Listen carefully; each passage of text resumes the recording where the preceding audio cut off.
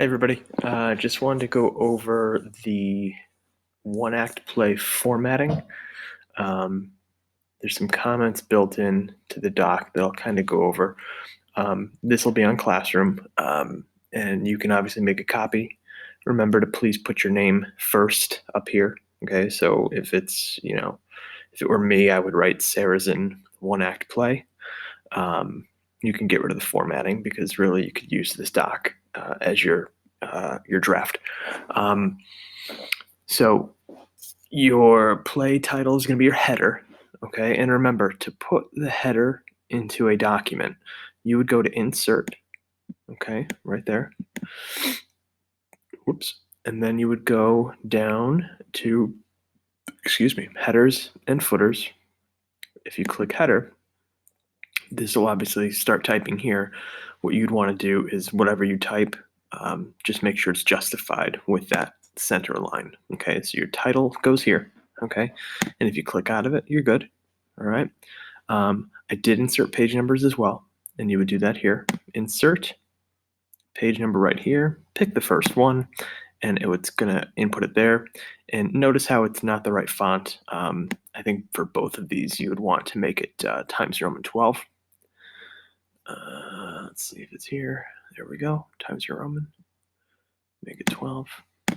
Beautiful. All right. Same thing here. I think the default font was the wrong one. So just please make sure yours is in Times New Roman 12. So I'm changing mine as well. Title's going to go here again. And it's again going to be center justified. All right. A play in one act you can keep there. Okay. And then on the second page, still not really your play. I do want you to give me a quick rundown of the play itself. You kind of started this on your one act organizers, all right? So you have a title character list, all right? So I'm using an example here of Phantom of the Opera, all right? Which I recommend you go see on Broadway if you ever can. So character name, okay, and then a brief description. Okay, so you see how I did it here. All right, we have the character names: Phantom of the Opera, Christine, Raoul, Carlotta, etc., and very quickly gives a quick description of them. Not a full sentence, very brief. Okay, for however many characters you have. For the synopsis, provide a brief synopsis here. Don't include any. You don't have to. What I basically mean by identifying information, um, you don't have to be super detailed. Okay, very brief. Okay, 4 sentences that kind of tells me what the play is about. Okay, so acknowledge the characters, acknowledge the conflict, maybe the setting would be nice to hear here. Okay, and I'll actually include this in a comment here. I think you'll be able to see the comments, but setting, conflict, and or characters. Okay, that should definitely go there. And then, of course, play title again, and then you start. Keep in mind, it's a one-act play. You can have multiple scenes, and that means multiple settings. Think to Romeo and Juliet. One scene would be in Friar Lawrence's cell, and then the next scene would be with Juliet in the Capulet household. So keep that in mind. If you want to switch up the scene and the setting, you can. Okay, you don't have to title the scene. It's just scene 1, scene 2, etc., etc. Okay. So for this, again, some information here. You're going to put italicized stage directions in parentheses when you include them, and you'll see I did it a couple times. All right.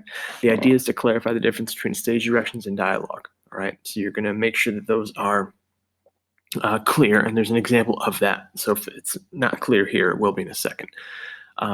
Please make sure the names of your characters are in all caps. Okay. As you sort of see how I did it here. All right, so I used Barb and Steve. If you're a Stranger Things fan, you would know who they are. We have capitalized name, and then we have the line. Okay, and see how I have those stage directions. All right, so enter Steve. So he enters the scene. He comes into view. Okay, that's all you need to do there. And notice we double indented there. Okay, so if it's a stage direction, I indented twice. So if that were over here, 1, 2, that's where that goes.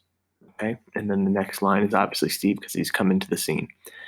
Now here, I italicized. Notice how I italicized this because this is less about a stage direction and more um, kind of gives us an action of his. Okay, so like when Romeo would pull out a knife or Juliet would pull out a knife, we got that detail in the play. Okay, so Steve sets down his baseball bat on the table. That's what he would do on stage. Okay, and again, I indented twice, and it's also italicized. Okay, they have their conversation. All right, and then down here, gets up to leave, and he's hurried. I also included that. I'm not a narrator, but I just kind of said he gets up to leave, and he's actually kind of moving quickly. Okay, and even over here, inside that bracket, he checks his watch. That's an action he would do on stage, but he's still speaking, so that's inside his dialogue. So there is no narrator. Anything you see that's not italicized is um, a character speaking. Okay, and you would do this for each of your scenes. Okay, as you change up the scenes again right here. If it's a different scene, let me know. Okay, you don't have to summarize, but certainly what scene, where it is, would help me kind of follow where things are going. Okay, so that's the general format. Pretty simple. Okay, just to recap, you're capitalizing all character names anywhere they're written except for, if a character says a name, you don't have to, but any of these on the left, all caps, all right? Brackets around those stage directions, okay? Things that are happening on stage, okay? Um, and again, notice they are italicized, so make sure you italicize all those stage directions, and you're indenting those twice so it's easy for me to see, okay? Again, we watch this as needed, but obviously your document can be set up, excuse me, very similarly to this, all right? Uh, Again, luck. If you have questions, you know the drill.